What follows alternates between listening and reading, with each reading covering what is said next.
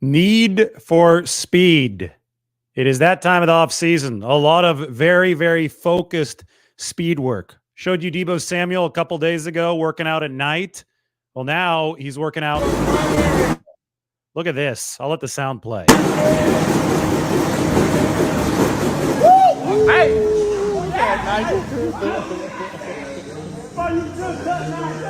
He flew all the way to the backside of the room after getting off that treadmill. That's impressive. That's got to be in the 20s. And it has to be a special treadmill, probably. You're not going to find that at your local Lifetime Fitness. He ends up, I mean, no linebacker can hit you this hard to throw you this far back, because no linebacker is going to be moving 20 plus miles an hour. But as soon as Deebo Samuel flies off that treadmill, he's on the other side of the room. I tweeted today, a fast Deebo Samuel in the past has been an all-pro Deebo Samuel. So, we had the whole odd year Deebo joke, but there was some truth to it. He came into the league in 2019. That was an odd year, kind of like the Giants, and even years about a decade before that. But he came into the league as a rookie, had a great season, mostly healthy through 2019, was in really good shape that season. Everything was good, the rookie campaign for Deebo Samuel. 2020, they met up here in Nashville over the course of the offseason. The 49ers did. And Deebo Samuel broke his foot that offseason. That foot fracture compromised his conditioning, and he wasn't in great shape to start the 2020 season, so he wasn't as fast, and obviously hurt him health-wise as well. He wasn't able to stay healthy. The hamstring really bothered him through the 2020 season. So that was an even year. Didn't go as well as 2019, the odd year. 2021 is when Deebo Samuel came into camp. They were calling him Skinny Deebo. Focused on his top-end speed, was in phenomenal shape, and he delivered that all-pro season that got him paid. 2021, he was one of the best players in all football. So odd year. Again, odd year Deebo. 2022, Deebo Samuel saw Tory Dandy, his agent, negotiate the contract. There was the trade request during that process. There was a whole lot of off-field drama regarding that contract. Deebo later said that it did affect his training and obviously by extension his performance. And the 2022 season was nowhere near as good as the 2021 year. So that was an even year for Deebo Samuel. 2023, odd year Deebo Samuel, that was the Philadelphia game. That was a season's worth of production in one game. He came in great shape. He was sending Kyle Shanahan's selfies during the summer. Right now, this part of the year, it was around June, July. He was sending Kyle Shanahan selfies to showcase how good of shape he was in. And Deebo Samuel produced last season. He did miss a little bit of time due to injuries, but when he was in there, it was an 800-plus yard receiving season, rushed the football effectively as well. But he hit that second gear that we know Deebo Samuel can have in that game against Philadelphia, where he absolutely dominated the Eagles. So it's been odd year, even year Deebo Samuel. Now it's 2024, so obviously it's an even year. But I think when you look at stuff like this, Deebo Samuel is trying to break the trend.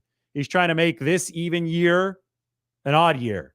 And, the clock is ticking right now. Nobody knows what the 49ers are going to do at that wide receiver position moving forward past this season. They're trying to extend Brandon Ayuk right now. Next season, they're presumably going to try to extend Brock Purdy with a mega deal. The salary cap situation is going to become even more interesting than it is now, and it's very interesting now. I'm not of the school of thought, because I actually study this stuff. I'm not in the simplistic school of thought that you see around the media that the 49ers are automatically going to have to get rid of Deebo Samuel after this season, or automatically have to pick who they keep on this roster. I said it the other day. They are in the A-list talent acquisition and retention business.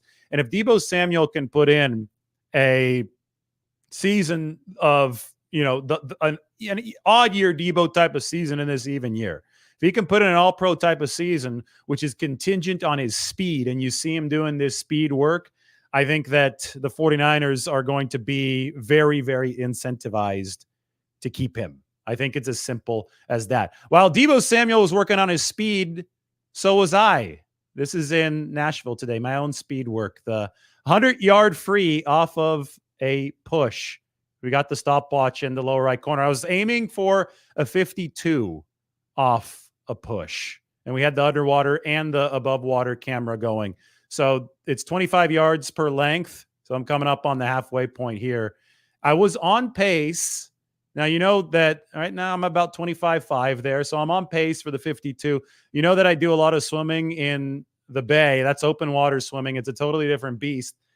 I don't feel that my speed work is up to par yet. Sprint shape is a little bit different than distance shape. And I think my stroke is too slow and elongated. So I'm shooting for this 52 point, and we'll see if I can get it. I'm running out of time here. Coming up on the wall. Ooh, 53.1. It's still my fastest 100 freestyle off of a push ever, and I'm 36 years old now. I'm faster than I was in my 20s. But anyway, speed work is important. We showed Deebo Samuels. We showed mine. Next time I do that, hopefully I can get into 52s. But about to leave on a trip, so probably won't be any training here for the next few days. We have another piece of important news. This is going to be the Shanastash. This was at Christian McCaffrey's wedding. I already did a video talking about the fact that this was going to be this past weekend. From left to right, George Kittle, Kyle Juszczyk, Kyle Shanahan with the Shanastash. You can leave in the comment section which movie you think Kyle Shanahan should star in. And do you think, yes or no, put this in the comment section as well, will Kyle Shanahan keep this mustache for the regular season? In the past, he's grown the beard, but he's shaved it before the regular season. So in all likelihood, if you're going to bet on this, Shanahan probably won't have this mustache during the regular season, but it has made some waves on social media. We also have a little bit more footwork from Ricky Pearsall and Jacob Cowing, the 49ers, two rookie receivers from Arizona. This is a quick video. I'm going to let the sound play with it. Right. Left. Right. Time to go. Left. Get busy. Yeah. You could see that they're working on the quick burst off the ball there at the very end. And Jacob Cowing, that's something that I talked about being his superpower yesterday. Cowing ran nearly 15 miles an hour by the 5-yard mark of the 40-yard dash at the NFL Combine. So Jacob Cowing, he's got the best burst out of this entire rookie class, the wide receiver position. Pearsall's got a good burst as well, but it's going to be about that nuanced footwork first and foremost, and the nuanced body angle work that goes with that to be able to get open, to set up defensive backs. That's going to be really important. That's something that I think that Ricky Pearsall's already masterful at. We're going to see how he beats press man coverage. Jacob Cowing could probably use a little bit more of the nuance, but we do know that he's got that straight line burner speed. And that's what this show was about. The 49ers need for speed. We looked at Deebo Samuel's speed work on that treadmill, my own speed work, and then a little bit of footwork from a couple really fast rookies that the 49ers have. That's your afternoon 49ers update. We'll talk to you all very soon.